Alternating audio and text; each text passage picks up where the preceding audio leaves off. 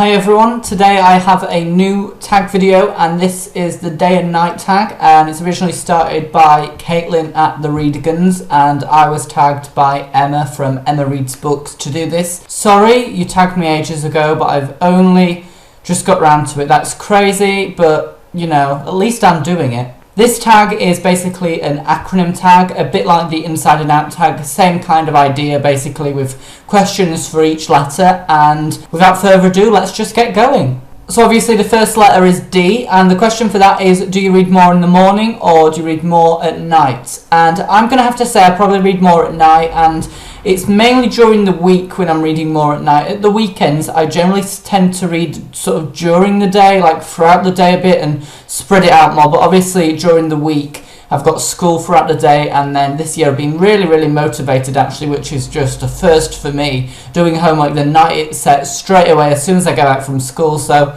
some nights that doesn't give much reading time, other nights I might not have as much homework, I get more reading time. But I think in general, if I'm going to say morning or night, it would have to be night. I mean, I did once try reading on the bus to school and I basically fell asleep because I'm so tired at like 7:30, you know. How can someone read at that time? I really struggled, so could just be me, but I don't really read early on in the morning. A is, are there any books that changed the way you thought about things? I'm not really sure for this one. I don't think there are really. I think books can improve the way I think about certain topics and really sort of strengthen my views and my viewpoints on certain things, but I can't honestly say that a book would fully change me because I'm quite strong with my opinions and I generally stick to what I think, and generally I don't think a book will really change me. It just strengthens my opinions and my ideas on certain themes and topics and issues that are explored in the book. For Y, we have YA or not, and I'm going to say definitely YA. I am positive and pro YA. I think it is a great genre, and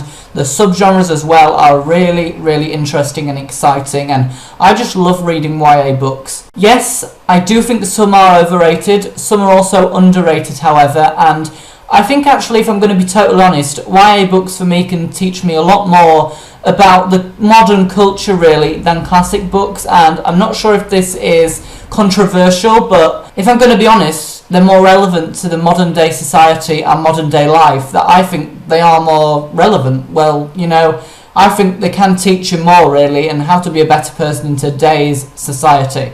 So I think they're really good actually. Some, like I said, are overrated, some however are underrated. Sometimes a genre is underrated because people think it's just not going to teach you much, but you know, it does. The letter A is standing for, are there any characters that you honestly believe are real?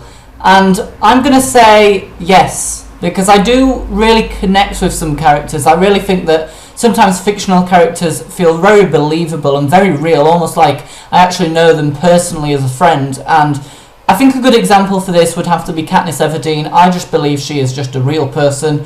She has very real personalities, and the things she does and stuff, it's also believable in my opinion. And whilst it's a very fictional and dystopian world, I think as a character and as a person, she is just real. N, nobody touches my books, or I don't mind loaning my books out.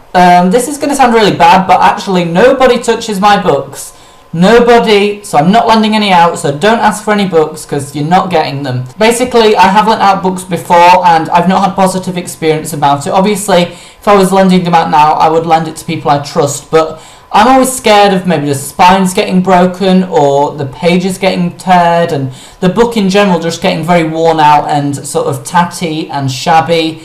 I don't want that with my books. I like my books in a perfect condition on my shelf, so no, I'm not lending out books. D, do you ever smell your books? And as you all know, I actually mentioned smelling books quite a lot actually, and no I don't. Well, maybe I'm secretly saying I do, but you know, I don't actually go around smelling the books, but maybe I do.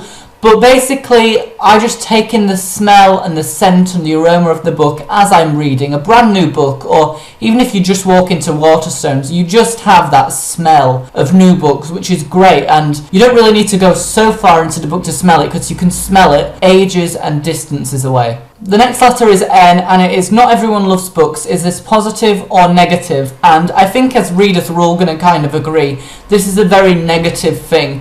You know, I can be friends with non-readers, and I am friends with some non-readers, but if I'm going to be honest, I just think, more people should read, because reading can teach us a lot of different things, and it's very impacting. It impacts us in so many beneficial ways, and it improves your spelling, grammar, mental skills, everything. So really, reading is just fabulous, and more people should read. The letter I is, I keep my books in the best condition or not, and which are you? And I actually love to keep my books in the best condition as possible, as you'll probably already guess from talking about lending books to people. Basically, I like the spines to be perfect and new. I don't like to break the spines on books. I go through phases where I sometimes like to, and obviously if it's a really long book I kind of have to actually see the words.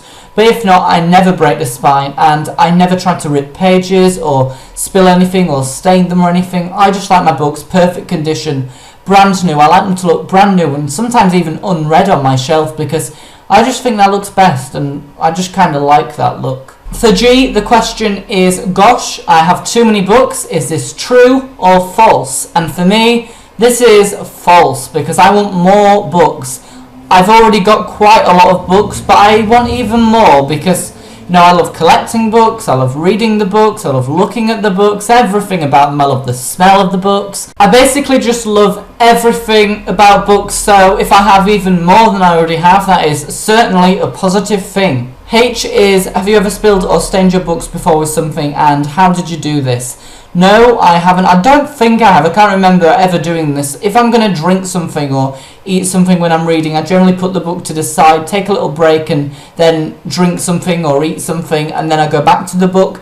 I think there's been odd times where I've been having a bottle of water or something and a tiny bit of spilt on the pages or something like that, but I really don't think I've ever really damaged a book seriously, and basically I'm always very careful with my books, so this would be a rarity if anything really spoilt them or anything, because I really don't imagine that happening, because I'm very careful with them and I love my books to be perfect. The final one is T, and that is toned or untoned while reading. Or in other words, do you read and work out at the same time? And no, I don't. Couldn't think of anything worse.